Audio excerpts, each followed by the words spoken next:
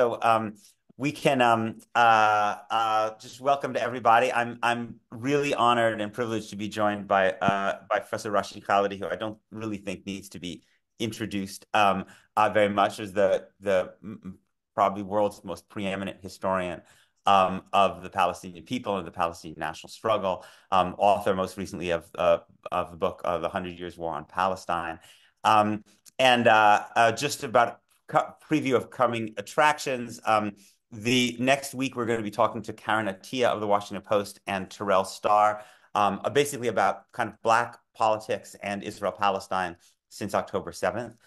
So that'll be next Friday at the same time.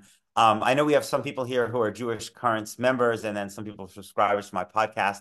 Maybe, Ken, it's worth putting the link to both of those things just in the link, so there can be some cross-pollination. So, Rashid, I wanted to start by asking you, you have spent so much time explaining to the world the history of the Palestinian national struggle, and seeing, over the more than a century against Zionism. I'd like to ask you, what, in terms of the Palestinian national struggle, what is distinct about this moment when you look at it in historical perspective? Well, from a In terms of Palestine, strategies, visions, relationships with outside powers. I think we're at some kind of turning point. It's trying to describe a historical event when you're in the middle of it. It's like, what's going to happen in World War II in 1942? Who the hell knew in 1942 what was going to happen in World War II? And I had this terrible feeling and when I'm asked these kinds of questions. It is clear that this is, from a Palestinian perspective, an event of traumatic proportions similar to at least 67 and 48, and maybe the 36-39 revolt. I mean, this is a huge event in Palestinian history. More people have been killed and more people have been displaced than ever before in Palestinian history. Proportionately, no. I mean, the people killed in 1948, about 15,000, were a much larger proportion of the total Palestinian population. The people expelled in 1948 were a much larger proportion of the total Palestinian population. But the numbers, I mean, we're over 30,000 when you count the 7,000 or 8,000 people buried under the rubble, killed, well over. Those people are not alive. And the hospital, the count is from the hospital, so we don't know. And when and if those bodies are brought to morgues, we will know the final tally. And they're killing 100, 200 a day. And there's no sign of that stopping. So we're going to have 1,000 a week for the next God knows how many weeks.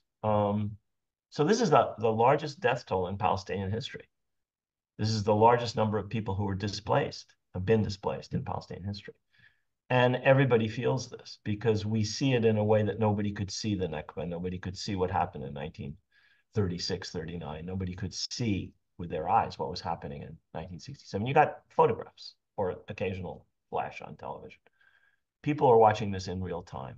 Everybody, all Palestinians and all young people, whether they see it in social media or whether they see it through Al Jazeera or other non-Western, non-mainstream, non-corporate media, are seeing this in real time. So it's traumatic, probably in a way that earlier stuff may not have been, or with an immediacy. So that's the first thing.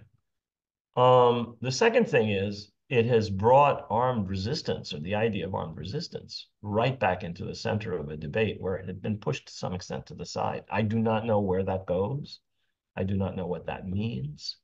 A lot will depend on the end of this war, who's standing, where, and what happens in Palestinian politics as a result. And it's 1942. I can't tell you how that will sort itself out. And the impact of this won't be clear until it does sort itself out. Mm-hmm. Does the PA collapse? Is there a coalition government, Palestinian coalition government, or do the various Palestinian actors, who were to some extent pawns of external powers, maintain the division and coherence of Palestinian politics in the present? So I don't know how that's going to go. And a lot of that will determine outcomes from a Palestinian perspective. how do you, given the magnitude of this horror, as one of the most famous Palestinians in the world, how do you? I'm just, I mean, forgive me if this is a more personal question, but how do you function day to day, given the demands that you must feel to interpret what's Right. happening, I and mean, the magnitude of what you're seeing?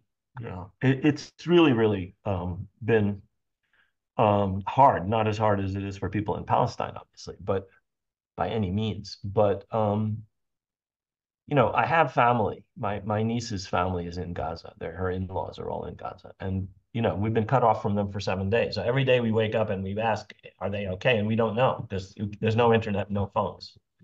Um, and I have family obviously in Jerusalem and in the West Bank and so on. So there's that concern.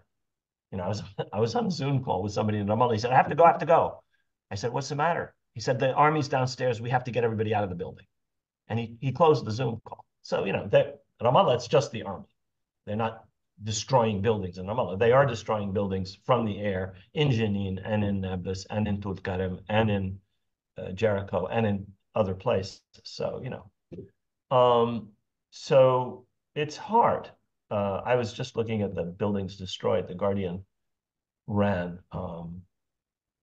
a series of pictures of the cultural institutions, and they didn't even include the universities. They just showed the mosques and some of the historic buildings. I mean, it's heartbreaking for a historian. It's heartbreaking for anybody who has uh, uh, any kind of respect for heritage and for the narrative that's linked to a building that goes back to the Mamluks or whatever it may be. It's not just the human horror; it's the cultural devastation. We have a list which we've put together of literally dozens and dozens of Palestinian academics who've been murdered in this war, including about a dozen people who are deans of faculty and 20 or so others, faculty and staff. And I know some of these people. We all know some Palestinian authors who, Rifat Ali, obviously, I don't know him. I didn't know him. But the woman who ran the Edward Said Library in Gaza, established by Musab Abu Toha, the poet who just got out. Actually, he's in Egypt now. He founded something called the Edward Said Library. It had two branches. The library was destroyed, and the woman, this wonderful woman, who I was in communication with because I sent a bunch of my books there, and several of my colleagues did, she was killed with her family. So, how do you operate in those kinds of circumstances? I know that Palestinians everywhere are dealing with this, the personal and the impact of it. It's very, very hard. It's very, very hard. I'm sure many Israelis, all my Israeli friends have friends or relatives who are either, affected directly. One of my friends here, I believe her niece was kidnapped and released, and his niece's husband was killed on the 7th of October. So, I mean, a ton of people are dealing with this. Obviously, with 30 odd thousand Palestinians killed, you're talking about a level of it that's much greater than under 2,000 Israelis. But still, it's obviously an enormous thing to deal with in your head. I want to encourage people to put questions in the chat. There's so many things that I would like to ask you, but you made the point that it's impossible to know in a moment like this where things will go. Maybe I'll change it and ask you where you think you would like things to go. What is the kind of Palestinian political organization, movement, vision that you would like to come out of this? Would it be a reconstituted PLO? What would that look like? What Yeah. would you like to see coming from this horror? I mean, I've been saying this as long as I can remember. It is imperative that the Palestinians renew and revitalize their national movement. Whether that takes place within the context of the PLO or some new formation doesn't really matter. The PA has to be, that whole period has to be put behind us. The Oslo Accords were a absolute, utter, and complete disaster for the Palestinians. And that whole framework has to be swept aside. And as long as it's there, it is a huge obstacle to Palestinian, to progress for the Palestinians. And most Palestinians now agree with that view. And the Palestinians have to not just unify their national movement, but develop a unified strategy to decide, to have a consensus on what they want. This is not means, a consensus on means. How do you get there? This is just to say, this is where we want to end up. And that's not going to be that easy, but it is not, in my view, impossible. There are enormous obstacles. The self-interest of the various political organizations, Hamas and Fatah and others, the interference of every power on earth, which has its fingers in the Palestinian pie, the Iranians, the Turks, the Qataris, the Americans, the Israelis, the Europeans, the Jordanians, the Egyptians, the Saudis, the Emiratis. I could go on and on. There are actually another half dozen or dozen, all of whom have their finger in Palestinian politics, trying to, by and large, keep the Palestinians divided and weak, and to keep their clients under their control so that they can have agents within the Palestinian arena. The Palestinians overcame that in the 60s and 70s and 80s, and they've fallen prey to it again. So the Palestinians have to unify their ranks, get a unified national movement, get a clear idea on what their strategy should be. And if you have those things, then you can diminish external intervention. And you can figure out how to go forward. And those are huge asks. I mean, that's not going to happen tomorrow. It's not going to happen easily. And if it doesn't happen, you're going to have things imposed from the outside, which have absolutely no connection with the aspirations and desires and rights of the Palestinians, imposed by self-interested external actors, all of whom have their own idea of what they want. And that's what we're going to get for the near term. And the question is, to what extent can that be disrupted, and can something constructive be put in its place? Do you have any sense or about if there could be some legitimate process that was created in organization? I mean, my understanding is that, the PLO's vision originally was the secular democratic Palestine. There was this move towards this acceptance of a partition.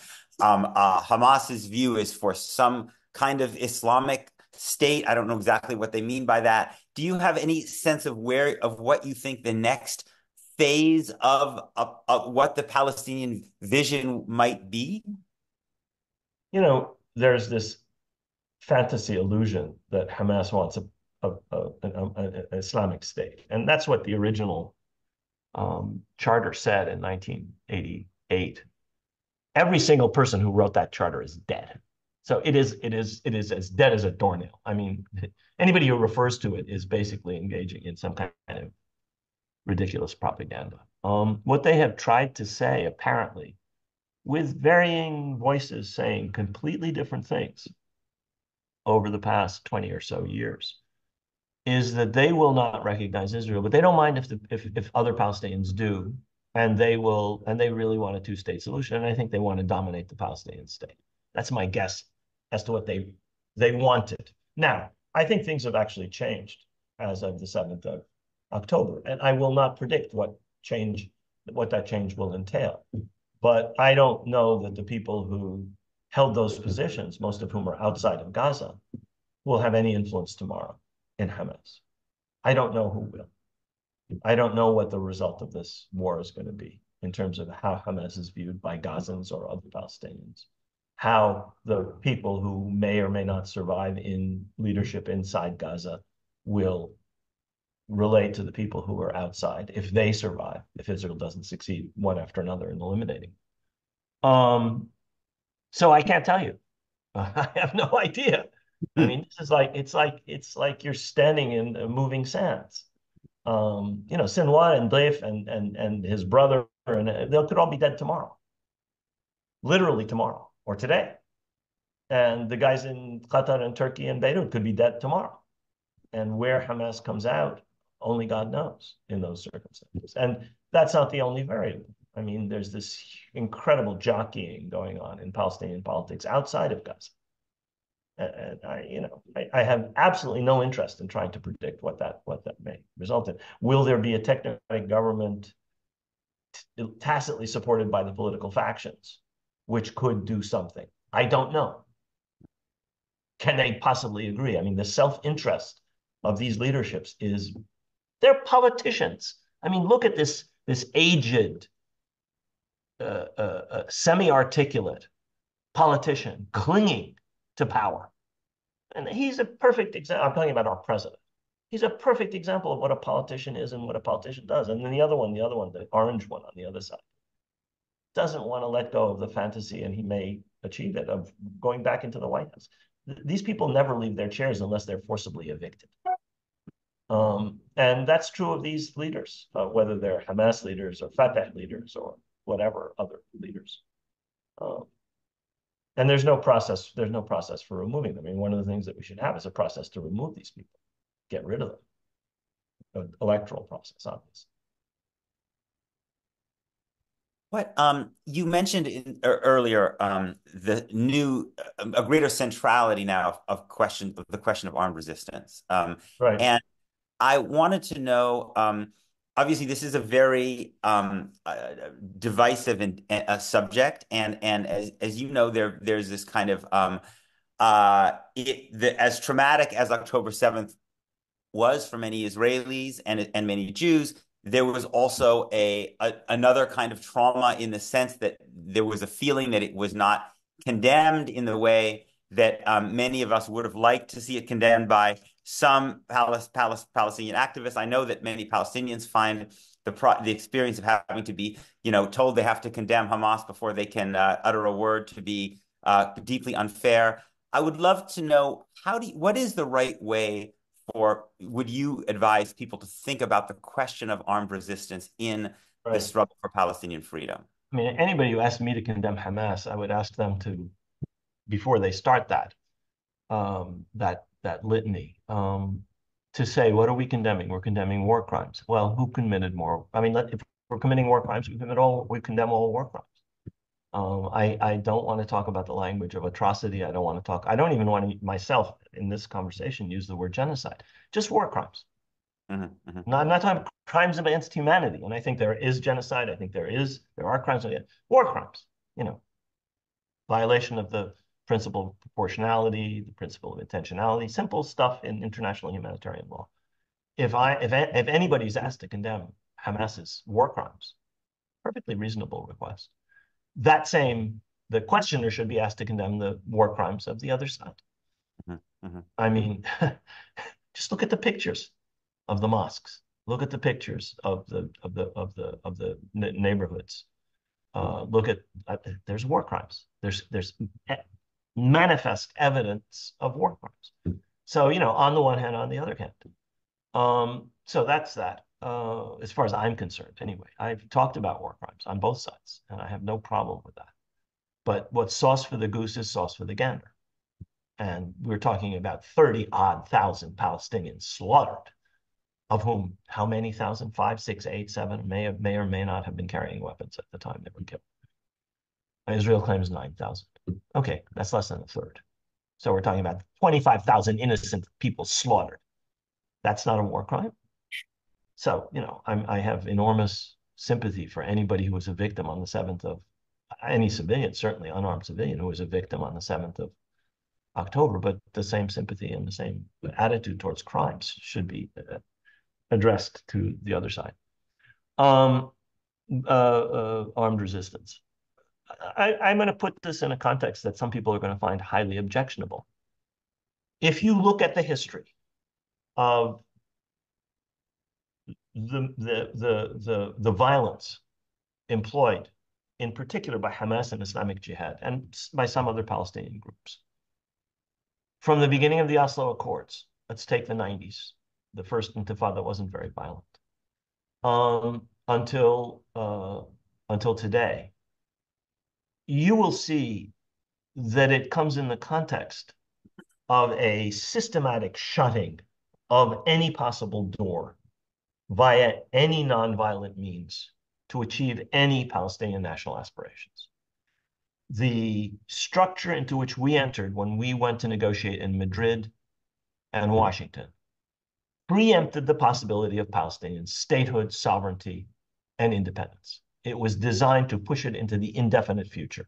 And you start with the ground rules for Madrid, Washington, and then Oslo, and so on, and you go to a so-called pathway to a Palestinian state, the meaningless words uttered by the president and his secretary of state, which means sometime in mishmish, when the apricots bloom, the Palestinians may be entitled to have, in a limited form, with crippling restrictions, a fraction of what the Israelis have had since 1948, independence, sovereignty, and self-determination. That has been closed off by any nonviolent means. You march to the border in Gaza, and 300 people are sniped at and murdered, and hundreds are shot down and crippled. You launch BDS, and you're an anti-Semite. You go to the International Criminal Court, and you're whatever. So, and there have been no negotiations for the better part of a decade and a half. So Hamas grows in its propensity for violence in direct relation to the shutting down of any possibility of any nonviolent achievement of any Palestinian national aspirations. You know, from Rabin saying in the Knesset in his last speech, we're offering the Palestinians less than a state, and we will maintain security control of the Jordan River Valley, which means security control of a Palestinian Bantustan, less than a state, to what Netanyahu said yesterday. That's been absolutely consistent. And that means not a state. That means not self-determination. That means not sovereignty. That means one sovereign and one people with rights and one subjugated, subordinate people with lesser rights. Well, you do that to the Palestinians and you're going to get violence. And that's not today. That's not the 7th of October or the 6th of October or 1999. It goes right back to certainly Madrid, Oslo. So, you know, if you don't put the violence in that context, you're not talking about reality. You're talking about what propaganda wants you to focus on so you don't see what's actually happening in politics, which is the Palestinians are being denied self-determination, independence, and statehood. So if you want that, then, you know, dismantle the occupation, remove the settlements, and give the Palestinians a sovereign, contiguous, viable Palestinian state, or whatever the alternative would be to that. I personally don't care. I mean, as far as I'm concerned, if everybody has equal rights in any of these possible formulations, two-state, one-state, binational, confederal, cantonal, I don't give a hoot, personally.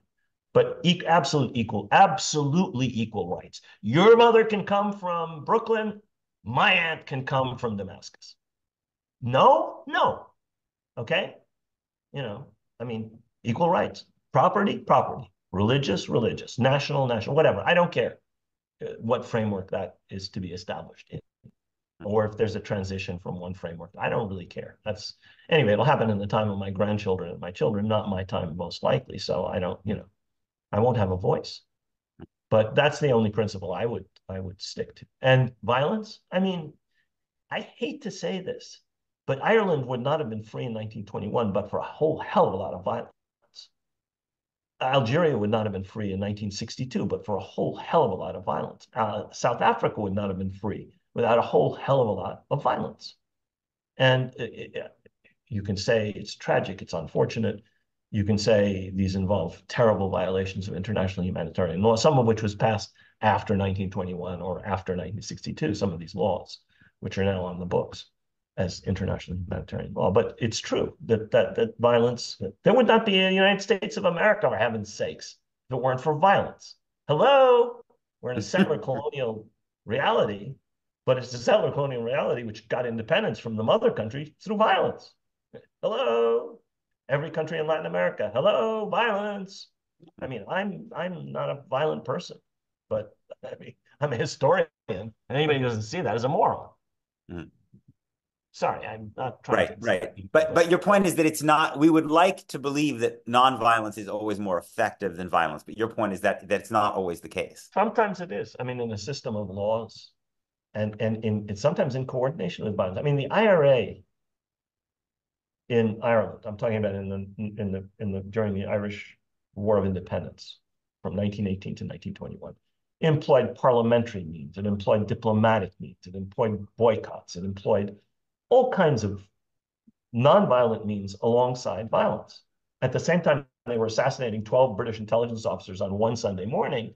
They had an alternative parliament, the Dáil, made up of elected Irish representatives of the Irish people who left the British Parliament, left Westminster, formed the Dáil, the Irish Parliament in Dublin, and said, "We are the legitimate government of Ireland." And by God, after 3 years of War of Independence, they were, and they are. That's the origin of the Irish Dáil, the Irish Parliament. is the representatives elected to Westminster in Ireland who withdrew. So, you know,